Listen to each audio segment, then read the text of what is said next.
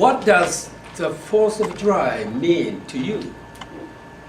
Could it possibly be your birthday or a memorial that you became grandpa or grandma? Put aside such a guess, I wonder if you have ever asked your parents about the 4th of July 69 years ago. To me, it was also, quote, the day of infamy, unquote, as then the US President Franklin Roosevelt put it right after the Japanese Imperial Navy made a sneak attack on Pearl Harbor. Mr. Toastmaster, ladies and gentlemen, back to July 4th, 1945. It was a hot day. I was 8 years old, a naive, naughty second grader at Uchimachi Elementary School, which was located across from Tokushima Station at that time. I remember clearly what happened on that day as if it were only yesterday. Amid a growing fear of losing the war, many Japanese were sick of nightly air raids by the US warplanes.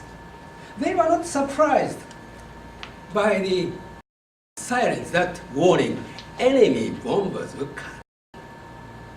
But in Tokushima, even a small child sensed something was wrong with the air raid siren on that night because it lasted much longer than usual. My dad, who volunteered to stand on guard around Tokushima Station, hurried back home saying, "You have to evacuate right away. B-29s are coming."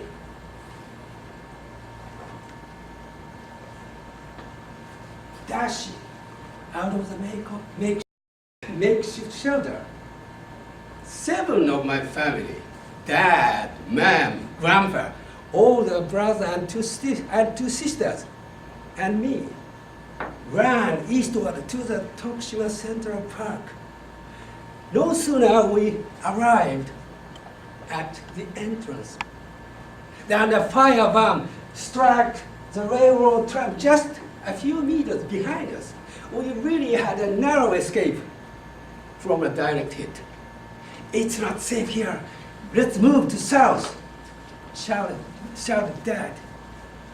Again, we fled from the spot, hand in hand, lest we should be separated in the darkness.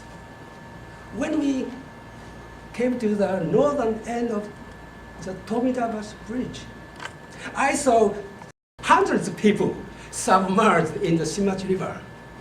We followed them, covered ourselves with a floating futon mattress.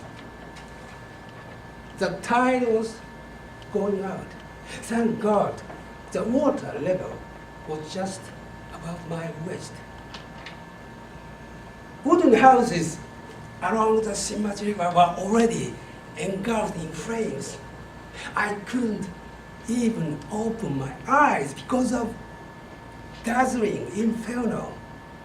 Terrified, with the roaring sound of B-29s above, I desperately clung to my grandpa's shoulder, crying in fear. Then I found myself unconsciously praying to God without end. "I don't want to die. Help me, please. I don't want to die. Oh God, help me, please."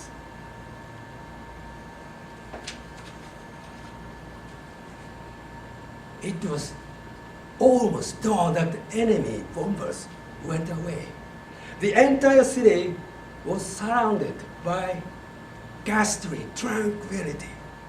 All the houses were turned into ashes, except a few concrete buildings. One of them was a broad silhouette of my school that could be seen from the bridge. Dragging our feet, we walked home through the piles of debris. burned human bodies were found on the street. At first, I had no idea what they were all about. I was inquisitive to find out, but my brother held me back. As we had feared, our two-storied house was totally destroyed, nothing left but a huge amount of wreckage. Being petrified, we stood speechless in front of it. The whole world seemed like hell. According to the US official document, B-29 squad of 129 bombers that swarmed over the city of Tokushima dropped 1,050 tons of fire bombs, burning down more than 60% of the city. It reported 1,000 dead, 2,000 injured, and roughly 70,000 lost their houses.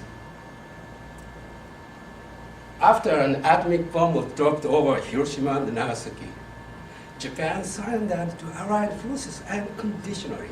Everything changed upside down on August 15th. Another day of infamy.